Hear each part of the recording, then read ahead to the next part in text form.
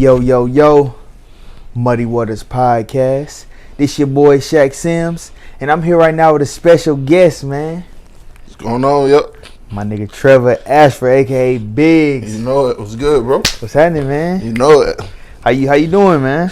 Man, I'm doing straight, bro. You know, trying to stay warm. It's cold out there, man. You know, it's hard to say, like, big niggas usually don't get cold. Yeah. So if I'm cold, you know it's pretty cold out there. It's brick. I ain't gonna lie. It's cold as a motherfucker. Facts.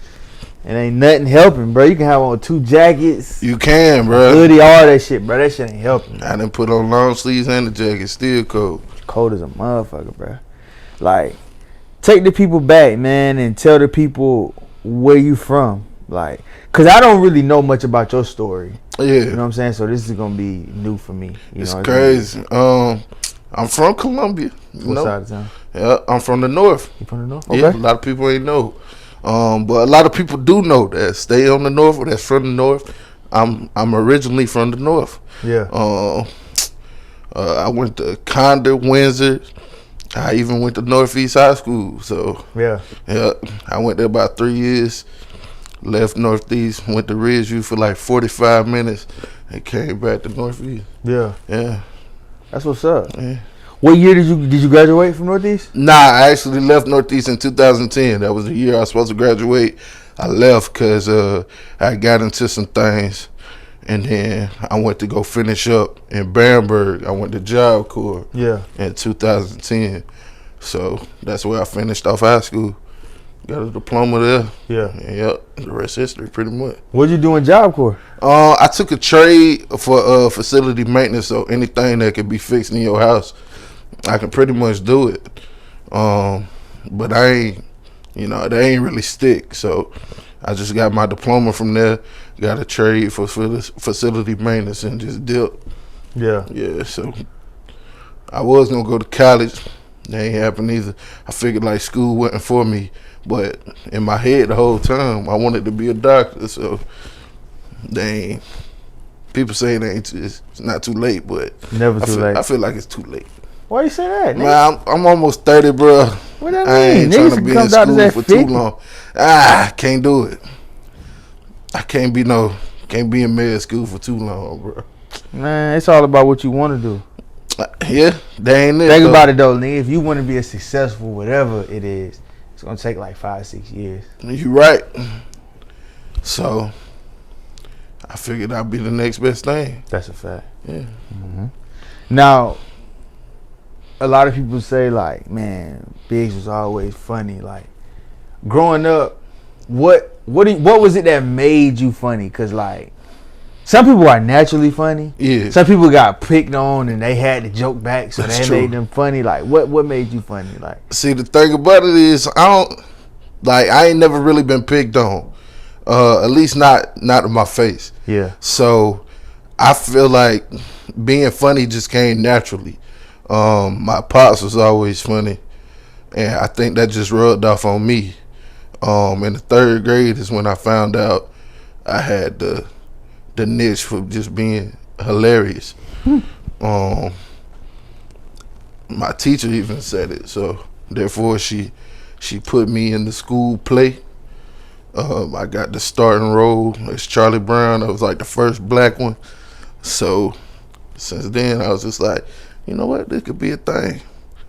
So that's how funny came about, I guess. yeah. Yeah, and being in high school, being a class clown, all through middle school, high school, like it was to the point where the teachers was like, well, we can't let this nigga in our class. Let's put his desk outside or put his desk up near our desk. So that's what happened in high school. They used to just have my shit sitting outside.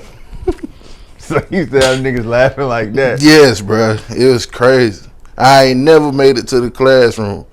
Like, I just used to show up, and he'd be like, you already know, outside. What? The whole day? Whole day. Either that or in school. So I'll just sit outside, because in school was pretty boring. Yeah. So at least I got to talk to people passing by and shit, coming out their class. So they was like, oh, we know what you out here for. I'm like, yeah, teacher ain't allowing that shit. Yeah. Facts. Now, growing up, were you a big kid? Yeah. I want to say 7th grade. For real? Yeah. Now, with being, because I remember growing up, I was a big kid too. Like, you know what I'm saying? So, I think it's something about being a big kid, like, that makes you funny. Like, I don't know what it is, bro. Like, you just naturally be funny. Yeah, I don't know what it is, bro. Fat is always funny, bro. Remember that. Being fat is funny.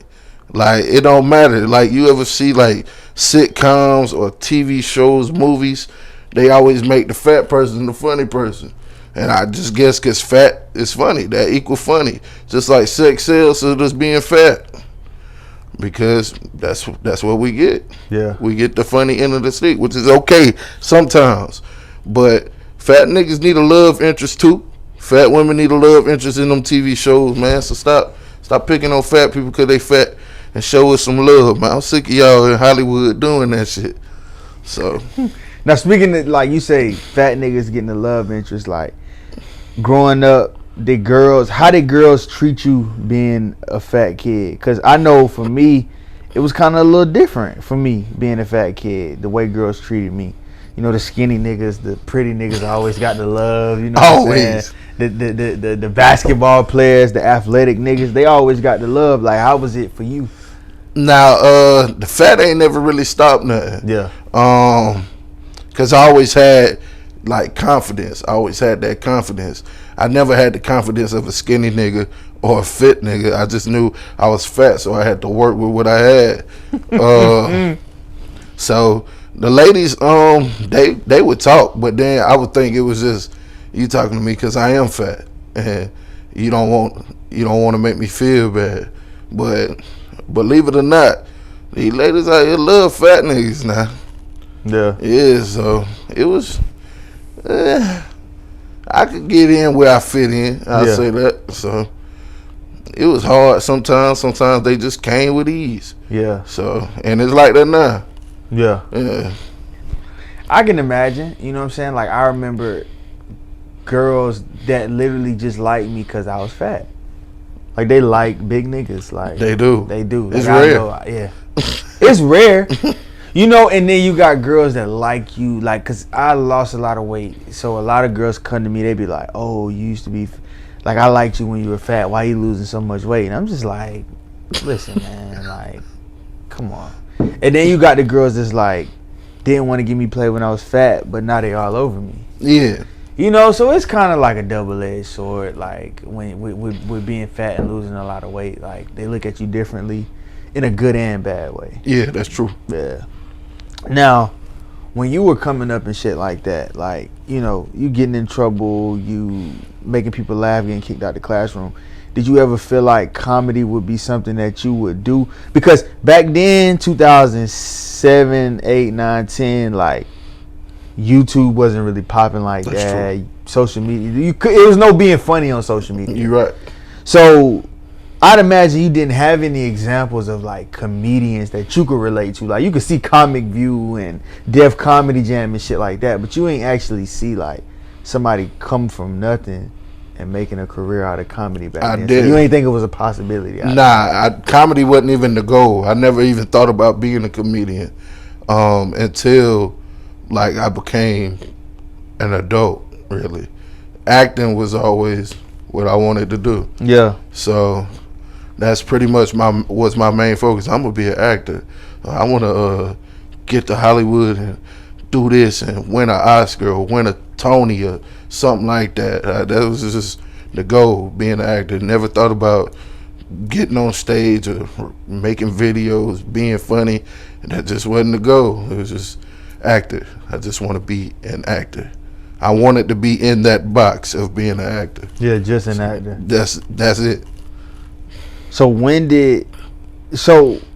what was it about acting though? Cause was it the art form of acting? Was it the money that you could get from acting? What was it? Did you have an example? I don't usually hear niggas say acting, strictly acting. Like, you don't usually hear that. Like, nah, you don't. And coming where I come from, that wasn't even. Yeah. Nigga, actor. Acting. Nah, nigga, you gonna play ball or you gonna go to school or work your ass off until the day you die. Like, that's what was instilled, and it's still instilled on us. Facts. So, yeah, I didn't see the art.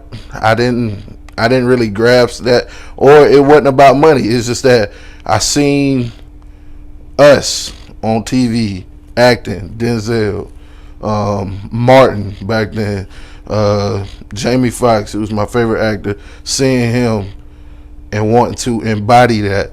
And I just wanted to be an actor. I was like, it's fun pretending to be somebody you not.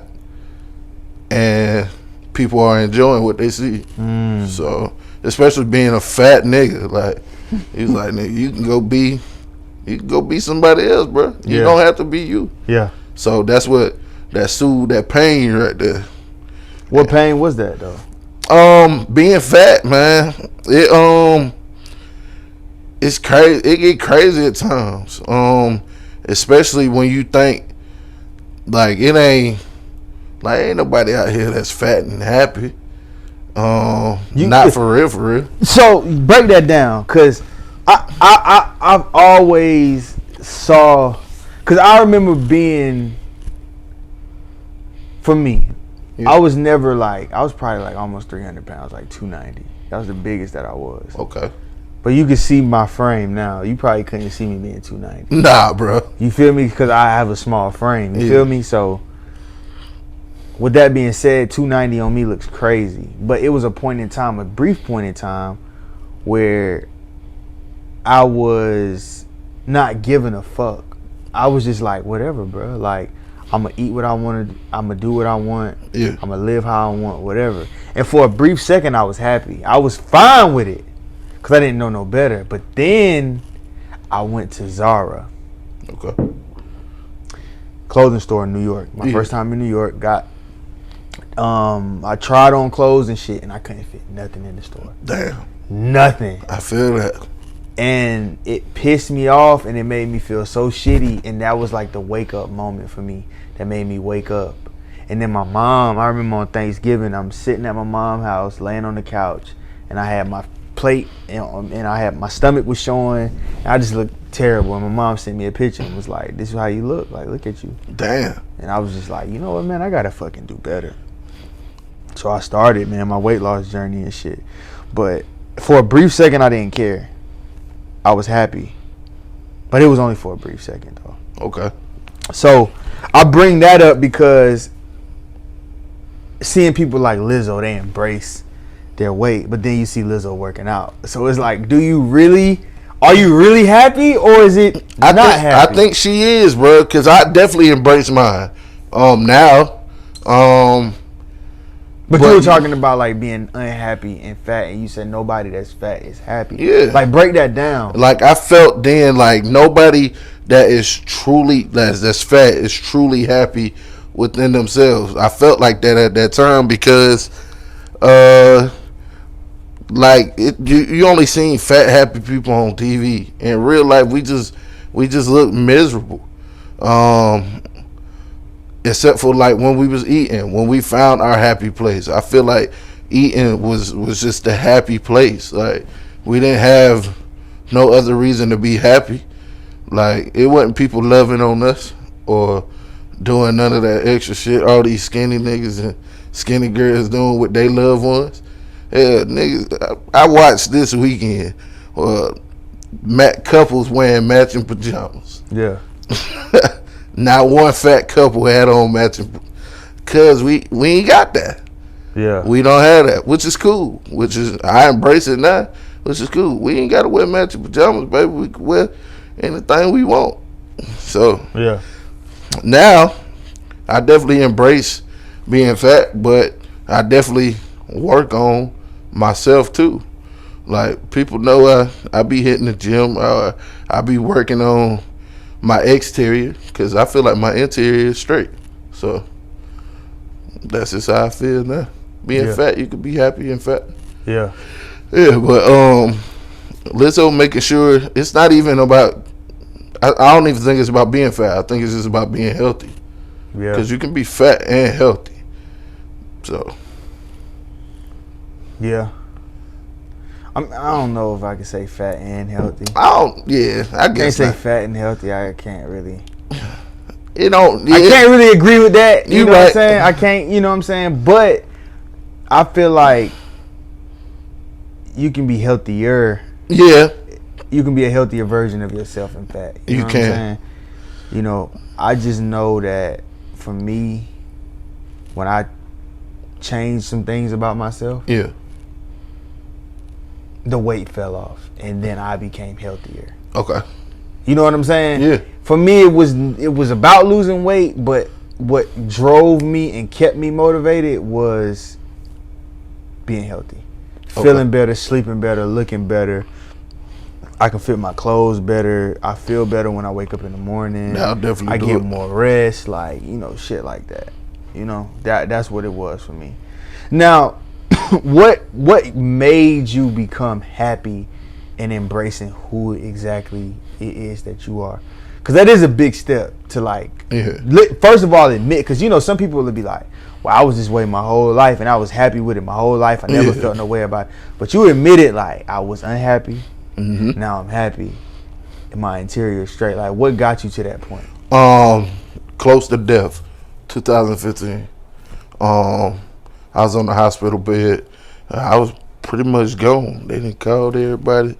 The nurse called my mama, called my family, telling them to go ahead and make funeral arrangements because I was pretty much dead. What happened? Congestive heart failure. Damn. It was a wrap. And then I woke up. Can't even remember when I woke up. I know I was in ICU for, I want to say, a couple days. And then I woke up, man. I was just like, man, I gotta get right. And because this was at the time where depression had really fell on me. Prior to the congestive heart failure? Yep. Yeah. So after I got out the hospital, I was just like, nah, I gotta start living.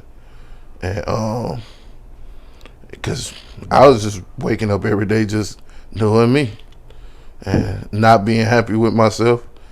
I done thought about suicide, all kind of shit. And after that, after I got out, I was in there probably like a month, I want to say. They took like over 100 pounds off me, man. Yeah. I was 630.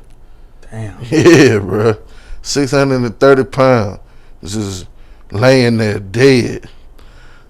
And they took it off. And I was just like, man, I can't never let me get back to that. Yeah. So ever since then, I've been living. I've been straight. I've been working out when I can. I've been doing the best I could about not going back. Because I had to learn how to do a whole bunch of shit again. I couldn't walk. That's how heavy I was.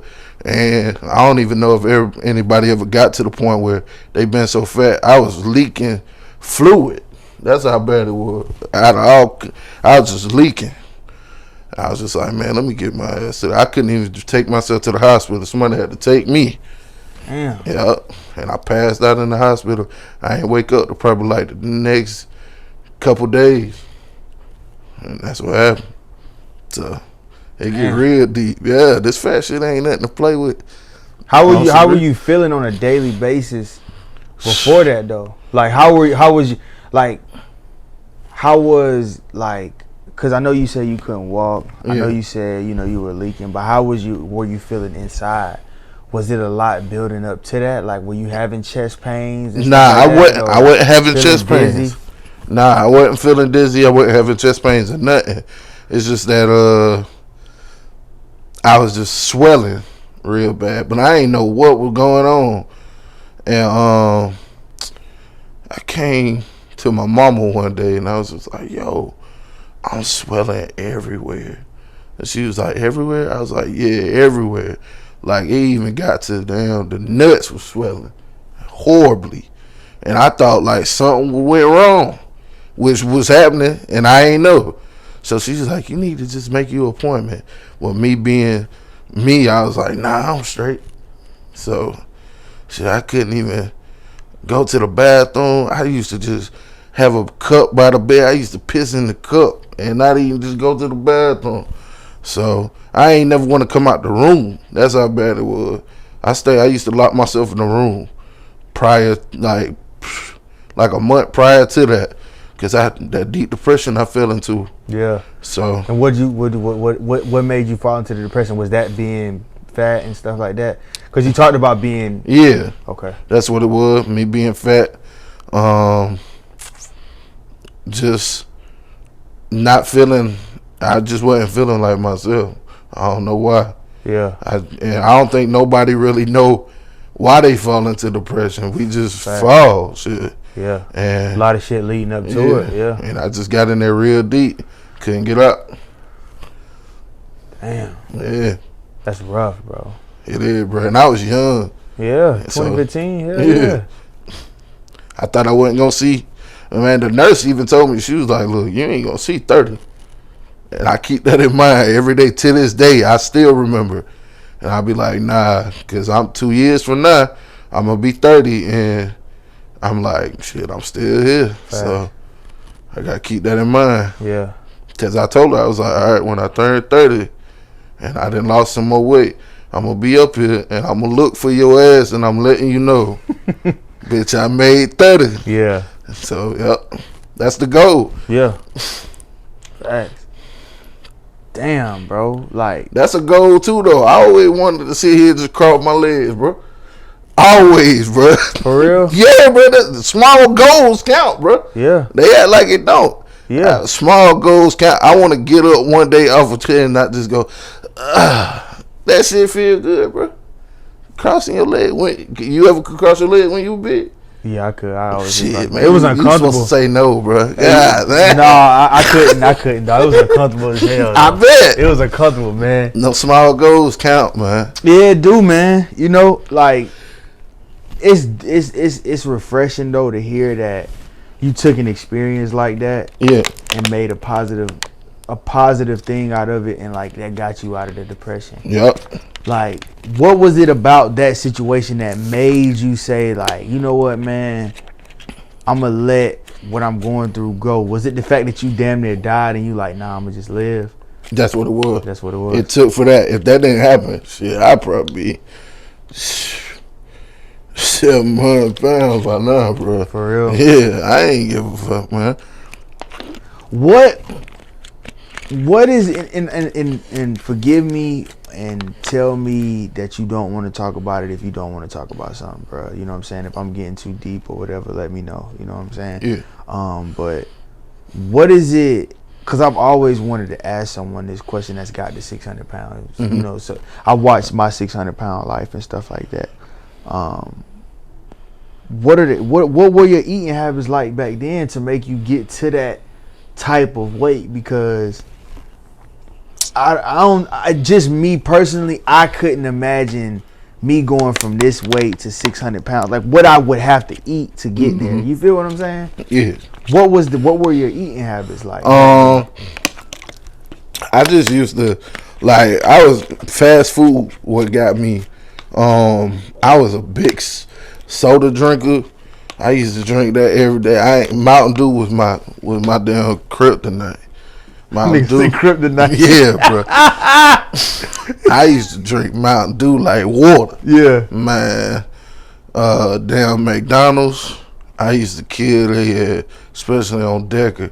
Them niggas already knew my order. What was your order? 20-piece nugget, 2 double cheeseburgers, no pickles, no onions, add the mac sauce, Facts. Sweet tea. Facts. Man, come on, man. It was crazy. Yeah. I used to just, and I not even one time a day. After I eat that shit, that was probably like lunch. Then I go back and get that shit again.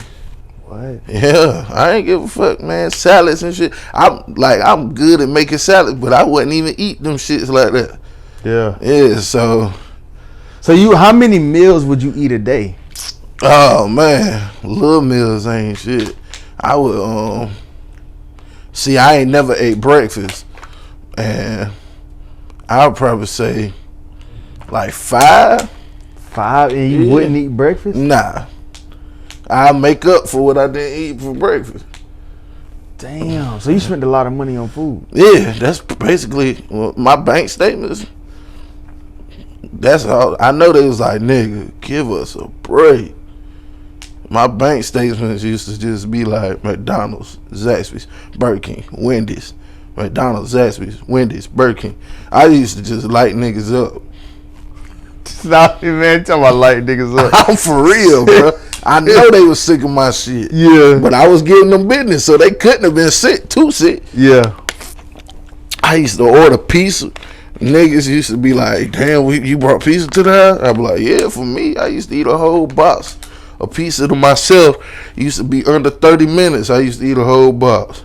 You ain't have heartburn and shit? Hell no. You know pizza be hot as a motherfucker, all that tomato sauce. I'm eating the shit out that pizza.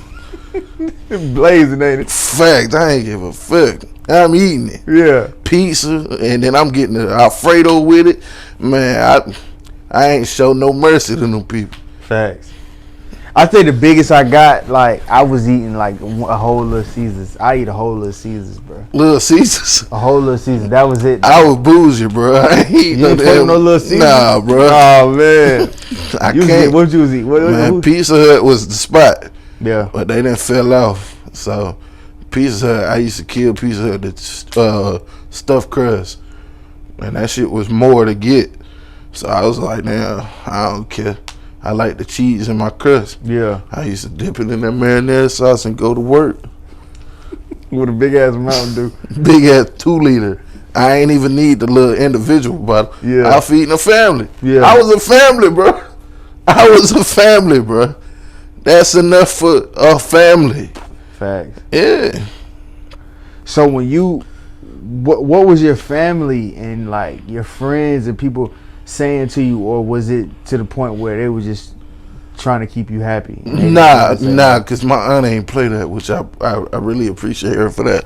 My mama was kind of like an enabler, which, man, people, we got to get rid of them people like that. Enablers ain't no good for us, but my mama always knew, like, it was bad. She knew that what I was doing wasn't right, but I'm her baby. Yeah. Like, I'm all she got. So she was just like, well, my baby hungry and stuff like that. People telling me, bro, you gotta lose weight, bro. You won't be here. And I'll be like, but shit, I like it. So I thought that's all that mattered. But nah, looking back, bro, I was horrible, man. Yeah. I had to change that shit. Damn. Yeah. I'm glad you did, bro. Me too, bro. We wouldn't have been there. Facts. Wouldn't have been here. I'm glad you got in a different mind state, though, man, more than anything. Because had you not been in a different mindset and you would have still been living, man, you probably would be worse off now than you were then. Yeah, man. You know what I'm saying? I couldn't have met you at the door. They probably would have had to wheel my ass around here. Yeah. Or tell them to come on in, bro. Yeah. You probably would have had to sit on that couch over there or something. Yeah. Yeah, nah, that shit's sad watching them people on TV. It was to the point where I thought I was going to be like that. Yeah. But at least I could walk a little bit. I wasn't going too far, though. Was it like too much weight on your ankles trying to walk? Because it was swollen. Or sometimes I ain't want to walk. We used to just go to the store. I used to stay in the car. Ain't nobody was trying to walk around there in Walmart, man. Yeah. Until this day, I fucking hate Walmart. Yeah. Sometimes the best shit for you is the shit you don't want to do, though. That's true. I swear to God, cause bro, I ain't gonna lie, bro. Like, I hate getting my ass up 6 o'clock in the morning to go to the fucking gym. I hate fucking doing push-ups. I hate them shits with a passion. I hate the nigga who created them bitches, but I gotta fucking do them. I hate them, dog. For real. Who is the nigga that did that shit? Who is the nigga? I hate you, shit. man. I hate them shits, but I gotta do them. You know what I'm saying? Like, it's a lot of shit I hate doing, man, but it's like I gotta do it, cause it's like the shit that you don't want to do is usually the best shit for you. Facts. Usually think about the best shit. Usually think about the shit that you don't want to do the most. That's the shit that's the best for you. It is. You know what I'm saying? I definitely get my walk in. Yeah. Got to. Facts. What was it like dating back then? At that time. Dating? I didn't keep no steady girl. Like, I just was like, I used to just be like, they see me with a different girl all the time. Yeah. I just felt like I ain't gonna be in a relationship, so I just might as well just date around. Yeah. So, hell, even now, it ain't. I don't even think it's the weight thing no more. They just see me with somebody different all the time. Yeah. But we can edit that shit out. For sure. Nah. But give it a trip. Now fast forward. You know the Biggz now. Yeah. You know, you get into comedy. Like, what made you want to like really take that leap of faith and like start actually doing stand up?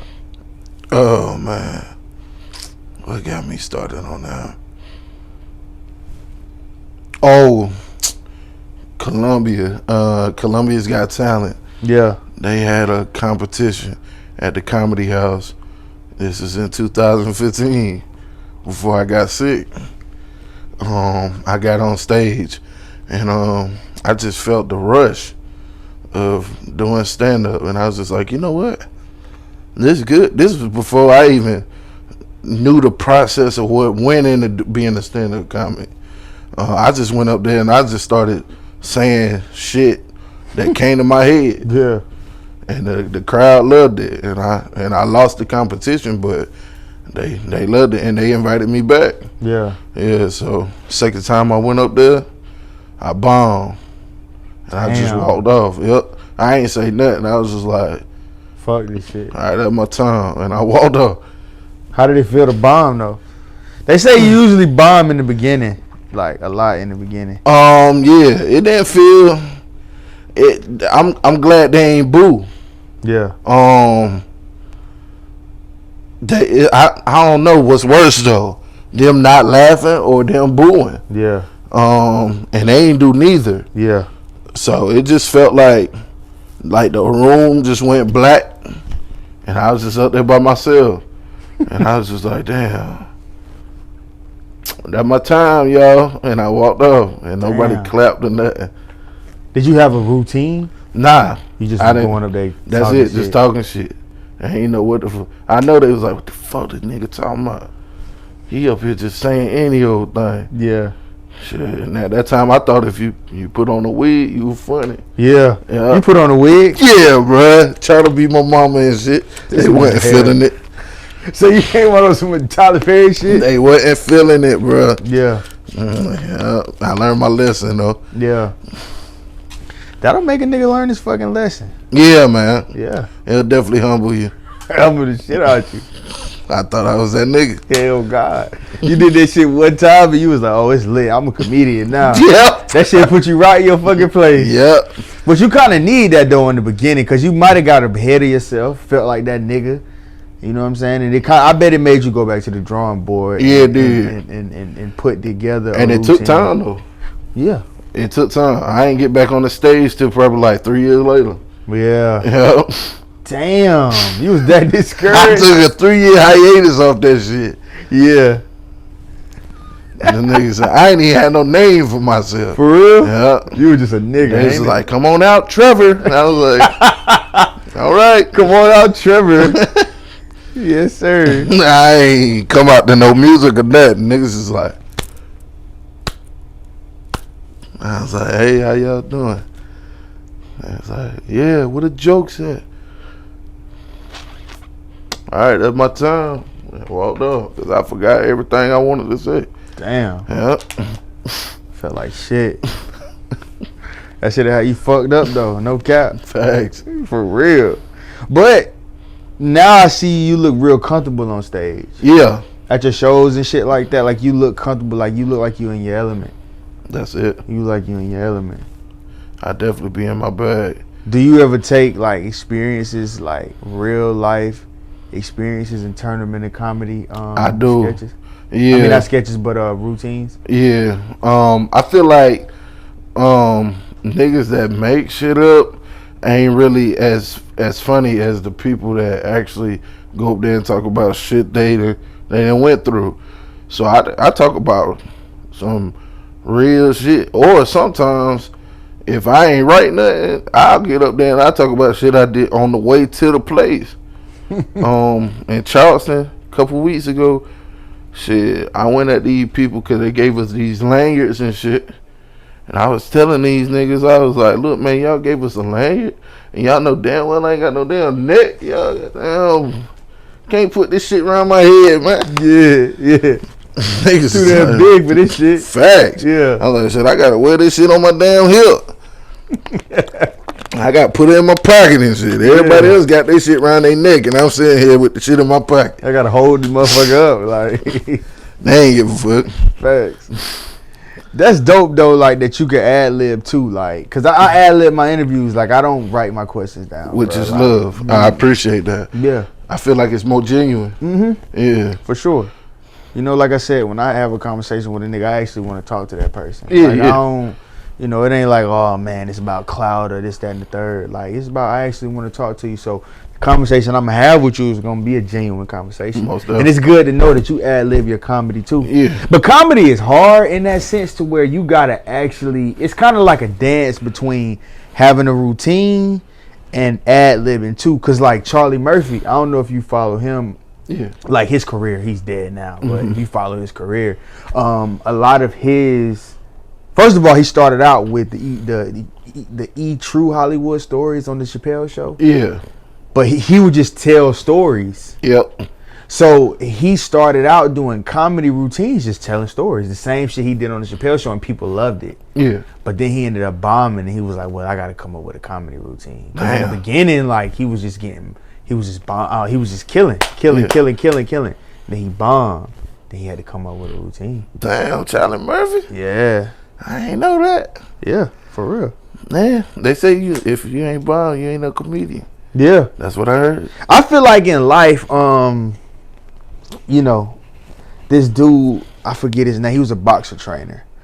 He trained Mike Tyson. He trained a couple people. He's dope. I forgot his name, white guy. But he was on Joe Rogan, and he said, man, I don't feel like, he said he felt like Mike Tyson never got into a real fight because he beat up all his opponents quick. He didn't really have too many slugfests. Yeah. He said he feels like life is the same way.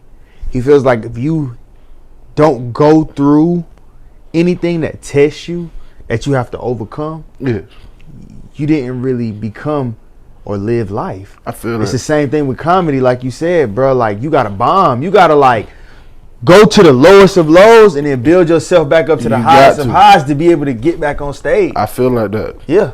You got to. I agree. Any nigga that ever tell you I ain't never bombed, lying. Yeah. Ain't need no comedian. Yeah. You must be doing some other kind of shit. Yeah. 'Cause everybody there took that walk of shame. Yeah. So.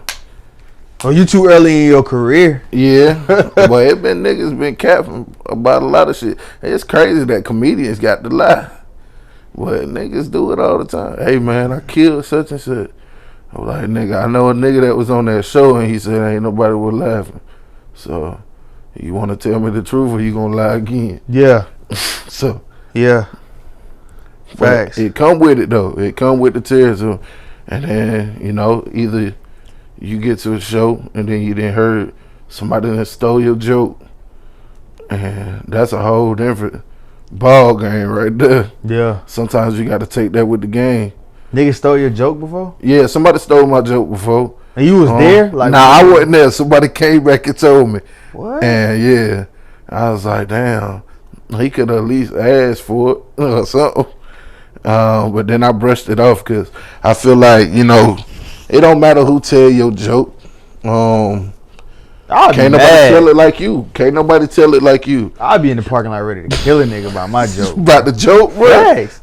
I felt like that That's at a first. nigga bread and butter. I felt like that at first. But he called me and he was like, bro, he's like, I didn't steal your joke, bro. I promise. What I did was I took it and I put my own little spin. I was like, look, nigga, next time let me know because I'm telling you, bro, I'm a nigga before this comedian shit. Like, you gonna respect me, bro. I'm a man before this comedian shit. Now, don't let the comedian shit fool you, bro. Yeah. Because I promise you, I'll beat your ass and laugh about it later. Yeah. It's up to you. Yeah. He's like, yeah, bro. I just took it and I twisted it, bro. It's not your joke. I was like, all right, we'll see. They're gonna show me the video. Yeah. So he did what he said he did. So Yeah. I mean, we Still don't talk lame, no more. though. Yeah, garbage, bro. Still lame, though. Yeah. You don't do no shit like that, Most man. definitely. Yeah, you was a sucker, man. If you do some shit like that, Facts. man, for real. But it come with the game, though. It's a lot of people that do that. You gonna hear your shit. Yeah. Jokes are being recycled all the time. Like niggas, Eddie Murphy said something back in the 80s. You gonna hear it this day and age. It's just gonna be different. Yeah. So I feel like jokes are just gonna be recycled. Some jokes are just similar. And some of them are a little too similar. But hey, to each his own. My favorite comedians are the ones that draw from real life, man. I don't really like those by the book, punchline, set up, punchline. Yeah. Niggas, like, I like comedians that draw from real life, like a Dave Chappelle, a Bert, I forget his name, Bert Kreschner, white guy. He has the he had the comedy special, The Machine. He's really funny. He talks about his real life. Who else? Richard Pryor. I like him. See, people got him as one of their goats. Richard Pryor ain't one of mine. It's crazy to say. If I had to do a Mount Rushmore of comedians, it'd be Dave Chappelle. For sure. Jim Carrey. Okay. Eddie Murphy. Okay. And Jamie Foxx. With an honorable mention of Robin Williams and Bernie Mac. That's lit. Yeah. If I had to pick my top 5, I'll say Dave Chappelle, Mike Epps, Bernie Mac, Steve Harvey before like the corny shit. Like, Damn, that's before Steve. the corny shit. Steve Harvey was lit. The box from Steve. Fuck yes, Kings of Comedy, Steve. Ah, He was turned. I got a love-hate relationship with Steve.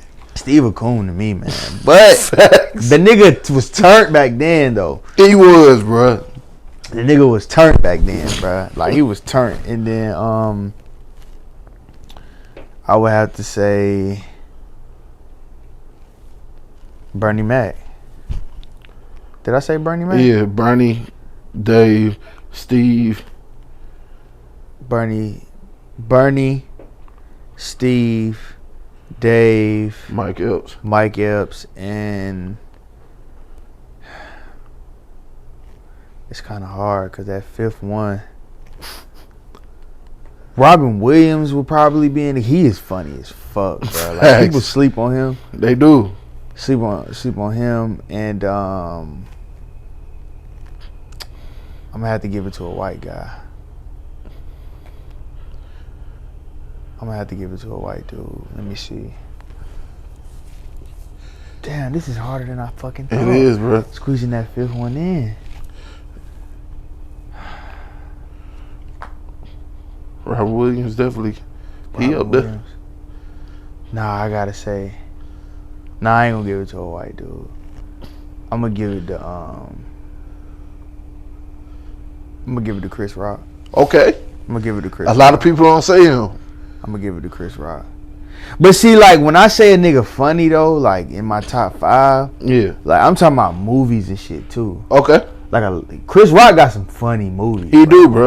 Chris Rock is definitely. Everybody funny. hates Chris is classic TV. Niggas sleep. I definitely put that in one of my top sitcoms for black comedy. So You gotta think he got. I feel that. You got the Chris Rock show because that came on HBO in like the late 90s, 2000s. That was good. That shit was lit. Then you got Everybody Hates Chris. You got all the movies the nigga was in. I Hate My Wife, CB4. You got motherfucking Down to Earth, Head of State, Head of State, all that shit, bro. classics. Then you got like Bernie Mac, the Bernie Mac show, bro. If we just went off the Bernie Mac show alone, he's in the niggas top 5 off the rip. Off the show? Off the show. Nigga, that was classic TV. Go back and watch the Bernie Mac show. Bernie Mac show was good. And Hilarious. it's crazy. And it's genius TV. Bernie can make anybody's top 5, and he don't even have a special. Facts, he don't. You watch Comedy Hype? Yeah. On YouTube? Yeah, and they was talking about that on there. Like, the nigga don't even have a special. But I feel like Bernie Mac was a late bloomer. He was like a natural. He was. He was a natural. Like, I feel like he didn't have to. Like, he was one of those. he was one of those anomalies. Like a nigga, he was like a Dennis Rodman. Like how Dennis Rodman like didn't play basketball in high school. Yep. He just grew big as fuck and went to the gym and ended up making a college. Like a nigga was like, well, just come to our college and play.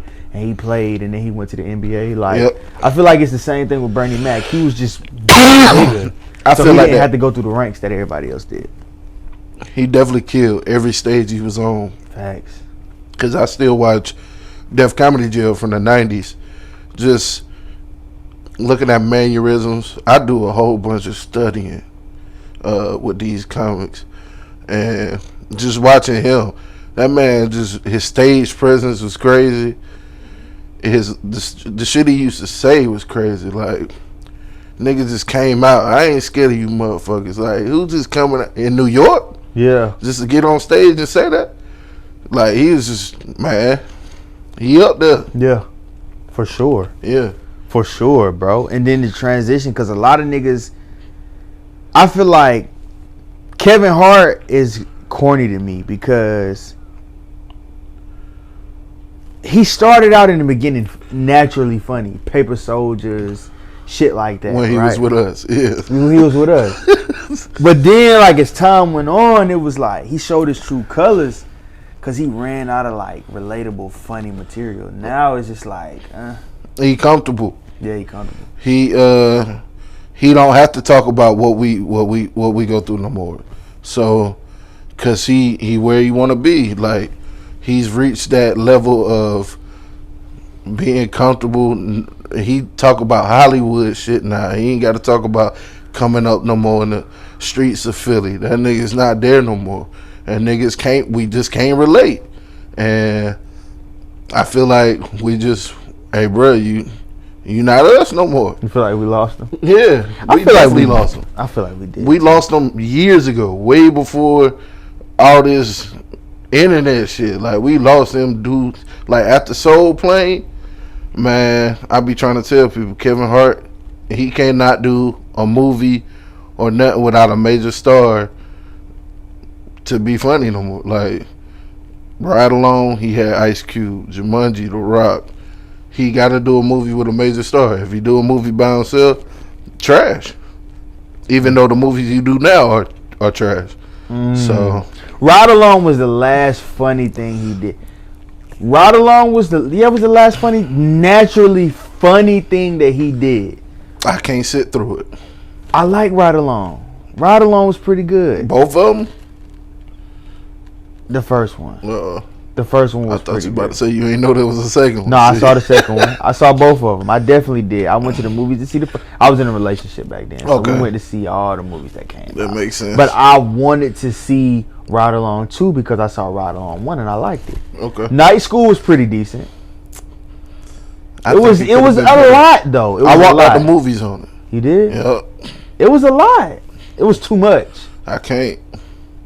With him and Tiffany Haddish, they can't share the movie together. They're both extra. Yeah, two extras, Yes. especially her. Yeah, she's extra. Female comics, man.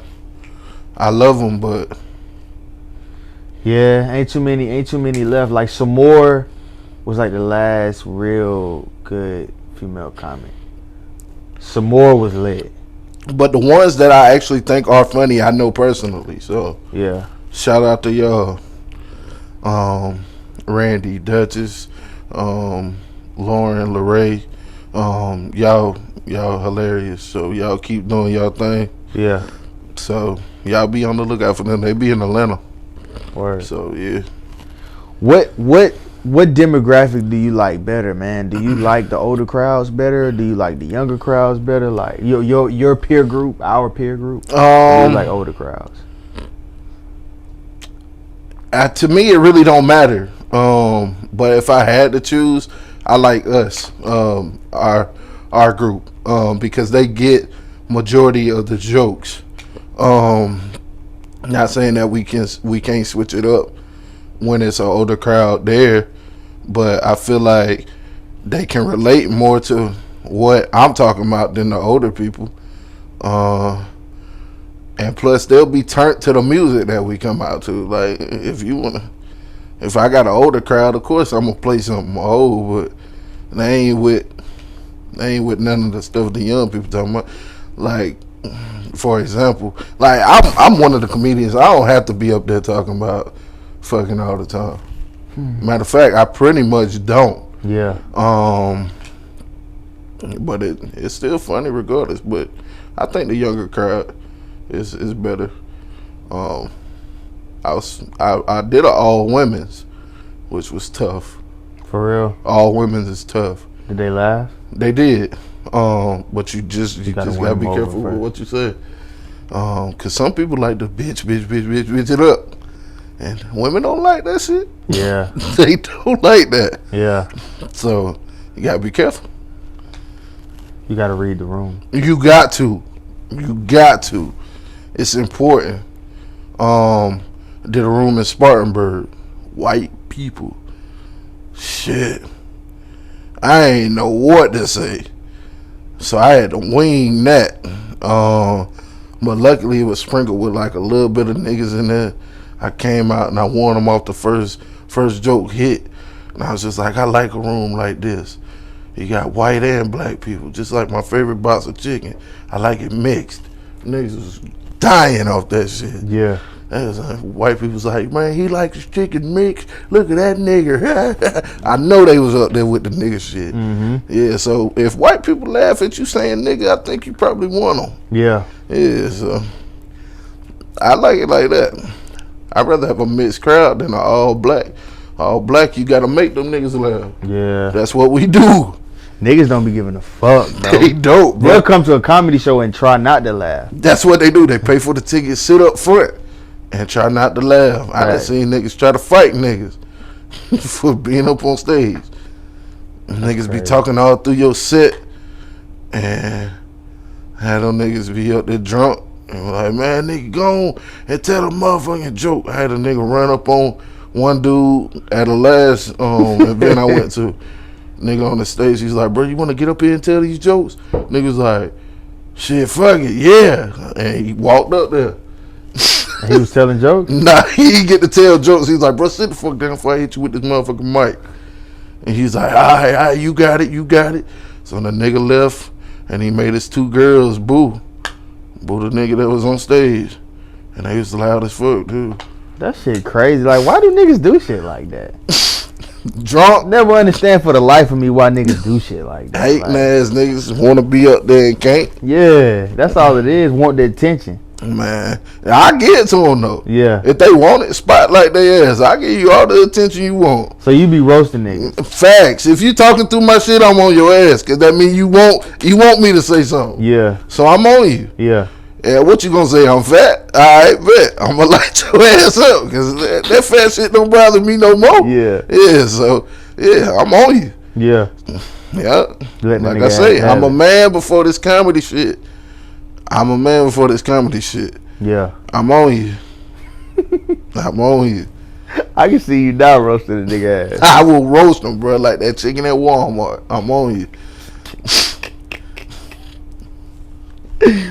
Now, you talked a lot about, the comedians that before our time. You know what I mean? Like the comedians that are solidified legends. Mm-hmm. You didn't mention too many new comedians. Like, what about this new medium and new space of social media comedians and stuff like that? Do you aspire to blow up like they did, or do you aspire to blow up the old-fashioned way through the comedy circuits? I'd be lying if I said I didn't. Every video I put out, I hope go viral. I feel like that's how people gonna see you now. That's how you getting booked. I feel like if they see you and know what you bring on social media, yeah, that's what they want to see you from. Yeah. So yeah, I get inspired by niggas who probably didn't even think they be inspired. Niggas, DC Young Fly, Carlos Miller, Leonard Oots.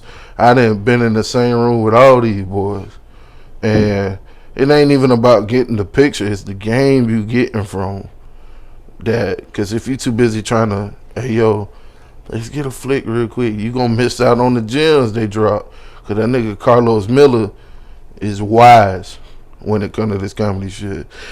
Excuse me. Niggas that been doing this like couple years. They know a lot. So just to sit on in with the niggas from the 85 South show.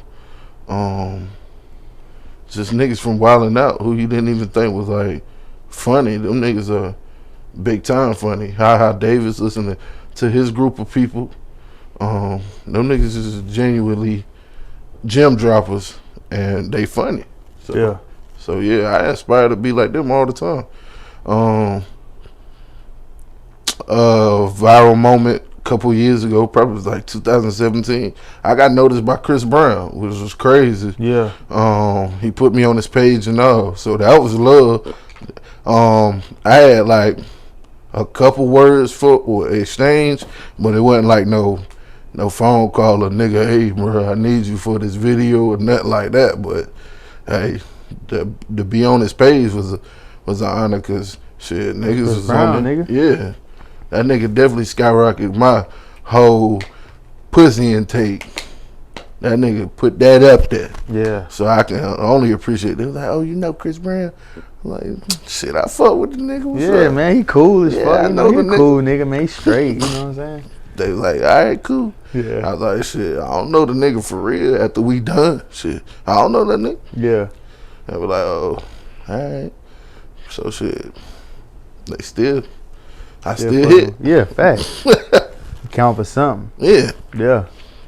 That's dope though, bro. Like the fact that you are able to take what you can from like the people that's, because a lot of people nowadays will be in a room with their idols or room with people that's successful and they just want a picture. They just want to be on their social media. They want to get put on, but you like, nah, these niggas dropping jewels and gems and game on me. Like, I'm taking that away from this experience. Yeah. So I can be like them. Facts. You feel me? Like I see a lot of niggas like prime example now, everybody want to be on Clubhouse with all these celebrities and rappers and shit like that just to be on there. Yeah. But it's like, what are you taking away from that experience? Because without Clubhouse, Meek Mill is Meek Mill. Facts. Without Clubhouse, Fabulous is Fabulous. What are you going to take away from being on Clubhouse with these people? Yeah.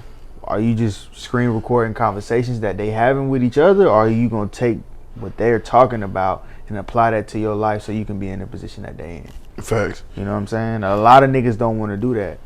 Most niggas don't want to do that. They just want the fame. They just want the recognition of knowing that person. Nah, that ain't enough for me. Getting the recognition because I know them, that don't do shit for me. Like, hell, because they gonna always see you. Like, the niggas that hang with Meek Mill are just gonna be the niggas that hang with Meek Mill. You don't know none of them niggas' names. When you go to an interview, they there to see Meek. They ain't here to see you, Otis. Like, yeah. So you definitely gotta make a name for yourself. You get on Clubhouse or whatever, or wherever you at in a room full of niggas that's talking game. You take what they saying and you take heed, so you could be the people that come to your room. Like, you stop always being the one going into the room. You had the room and had niggas come in yours. Yeah. So that's what I take out of that. Yeah. I ain't on Clubhouse. I see a lot of people on it though. I don't even know what it is, honestly. I ain't on that shit either. So, I don't want to get on it. I'd rather the niggas who I want to be in front of, I want to be in front of the people. Yeah. I share my shit with the people. I don't want to be of the industry. I want to be of the people. Facts. You feel me? I want the people to fuck with me. The people are the ones that's gonna buy my merch. Meek Mill ain't watching my show. You feel me? None of these niggas ain't watching my shit. Like, I want the people to watch my shit. The people that fuck with my brand and like, you know what, man, I like Shaq. I feel like Shaq gonna drop some dope content every time I get that notification bell that go off. So why the fuck not fuck with them and try to impress them versus impressing these celebrities? That's why I don't want to be on Clubhouse. It's a whole bunch of pretentious niggas trying to act more important than they are. I don't want to do that shit, man. I be seeing regular niggas like with nothing going on talking about how do I get on Clubhouse. Like, for why? For why? No, bro, not regular niggas trying to figure out what the fuck going on. Yeah, man. That shit make no sense to me, bro. But you know what? That separate the haves from the have-nots. The niggas who become something from the niggas who don't. You got niggas that want to sit back. Like, I hate seeing a nigga that want to sit back and watch another nigga ball. Like, I want to ball. I don't want to watch another nigga ball. Fuck watching a nigga ball. I want to ball. I want to ball, bro. I don't want to watch. I don't want to be on Clubhouse. I want to figure out how they got what they got. That's what I want to know every time. I want to get what they got, how they got what they got. You feel me? I don't want to be the nigga sitting back watching the nigga hustle. I want to be the nigga hustling. Yep. Fuck, I'm gonna figure it out. So but that's just me. You know what I'm saying? Niggas will watch this interview and call me a hater. They'll watch this interview and call me whatever. But man, fuck y'all. Do something with your life, bro. Yeah, bro. Instead of being on Clubhouse, go build a Clubhouse or something. Shit. Yeah, man. Niggas buying Clubhouse invites and shit, man. Buying them. Niggas buying. Nigga buying them. It ain't that deep. It ain't, bro. Watch, in a couple months, Clubhouse gonna be just another app. Yeah, it's gonna be an app full of niggas. Cause they're in the beta testing. The only reason Clubhouse is private is because they're in the beta testing stage of the app. Yeah. So it's invite only. But once the app sells and it becomes bigger, bro, it's gonna be open to the public. Everybody's gonna be on there. Yeah. I don't want to be in a room full of niggas listening to niggas talk. Fuck out of here, industry niggas. They put niggas on mute and shit. Like, man, fuck out of here, man. I don't want to do that shit, man. Shout out to you niggas that's on Clubhouse not doing shit with your life, but sitting back listening. I ain't even shouting y'all niggas out because y'all know better. Yeah, my mama used to tell me, if you know better, do better. You don't know better. That Clubhouse, y'all buy invites, man. Take that money and go do something else with it, man. Yeah, how much y'all spending for them invites? I seen a nigga charging $50 an invite. Ain't no way. Ain't no fucking way. You got Instagram, Twitter, and Facebook. You can do all the promotion you better DM the hell out of whoever you want to talk to. Facts. Cause they gonna bite. Niggas gonna bite. They gonna bite. You just gotta stay in niggas' faces. Facts. But man, fuck them niggas, man. We all about putting in work on the ground. Big facts. There's something about connecting with the people. I think so too. There's something about touching niggas' hands, seeing niggas just connecting with their hearts and their spirits, even if they never met you. Like a lot of people say they never met me, but they fuck with me. Yeah. Because they fuck with what I got going on. You know what I'm saying? So I feel like at the end of the day, and same for you. Yeah. Like I had never met you until today, but like I feel like I already knew you. You feel what I'm saying? So I feel like it's that human connection. No matter how many social media apps we get, platforms or whatever, it's something about that human connection. Yep. That's gonna win every time. That's how I feel, especially with this comedy shit. Yeah. Like niggas is doing live shows, but that ain't. I can't get it. I can't get with it because I feel like I like to hear the laughter. Niggas typing LOL, laughing emojis. That ain't enough for me. I want to be in front of the people, hearing laughter, seeing niggas turn from a bad day to a good day. Cause some niggas be real life sad. They come to a comedy show and they leave with so many people that came to me after the show. Man, I was having a bad day until I came here, and just to see they smile, man, that just mean the world to me. Just giving people what they want through laughter. Yeah. That's why I feel like when I said I wanted to be a doctor when I was younger, laughter is the best medicine. So pretty much, I am a doctor. So, facts. Yeah. You the laugh doctor. Yeah. Facts. I have to agree with you on that. Laughter is the best medicine. Sometimes, like having a real good belly laugh, a real laugh, man, that shit'll do something to you, man. Facts. A good laugh, bro, that shit is therapeutic. That shit is very therapeutic. Dog. It is. Facts. Thank you for coming on, man. I appreciate you for inviting me, bro. Come on, man. Anytime, baby. You know it. Tell the people where they can find you at, bro. Man, y'all can find me on Instagram at Everybody Loves Biggz, and that's BIGGZ. You can find me on Instagram again. Go to my fitness page at Honey I Shrunk the Biggz. It's gonna be a crazy journey I'm taking y'all on through this weight loss. You can find me on Facebook, man. We using our government names on Facebook, so you can find me at Trevor Ashford there. Find me on Twitter at Funny Man Biggz, and that's pretty much it. You ain't gonna get the snap, but I gave you everything else. So yeah, find me, man. Follow my boy, man. Get into him with the comedy, man. And if he got any shows, pull up. Yeah. I don't know when the next one's gonna be, y'all, but I always wanted to say this. You tuned in to the Muddy Waters podcast. It's your boy Shaq Sims. I always wanted to say that shit. You say that shit every episode, and I say that shit with you, bro. Like clockwork, ain't it? Yeah, bro. I love that shit. That tag, bro. Yeah. Every episode, I be like, this nigga gonna say it. I'm waiting.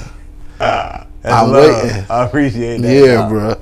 I appreciate that, man. You know what I'm saying? Because I tried to, in the beginning when I first did it, you know, my first episode in 2017, Yo, Muddy Waters podcast, it just rung, man. And Yeah. I was just like, I'm going to just keep doing this shit every It go. time. Yeah, I just came up with it off the fly, just that day, so. Bro, you been putting work in, bro. Thank you, man. It's amazing to see people like thrive in what they love to do, and you can tell you love to do it, and that's why I fuck with it, because niggas be half-assing on some of this shit. Yeah. And you can tell niggas really don't want to do the shit, but they doing it just to do it, thinking they about to get a YouTube check. But nigga, you keep doing this shit, bro. Thank you, man. Keep dropping gems. We love that shit. Your guests are amazing, bro. All of them.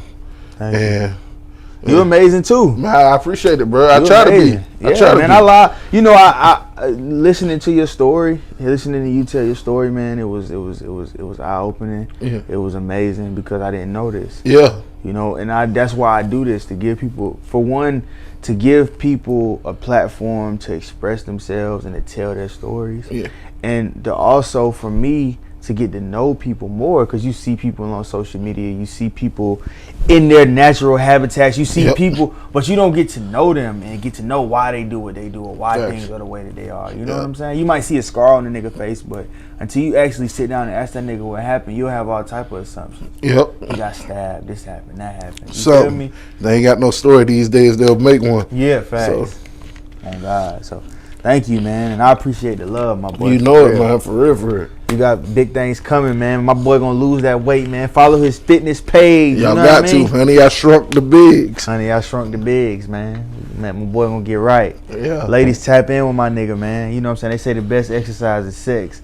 So if you want to help my nigga, Do not tap in. don't tap in. Don't tap in. Why? Hey, listen, I am emotionally unavailable.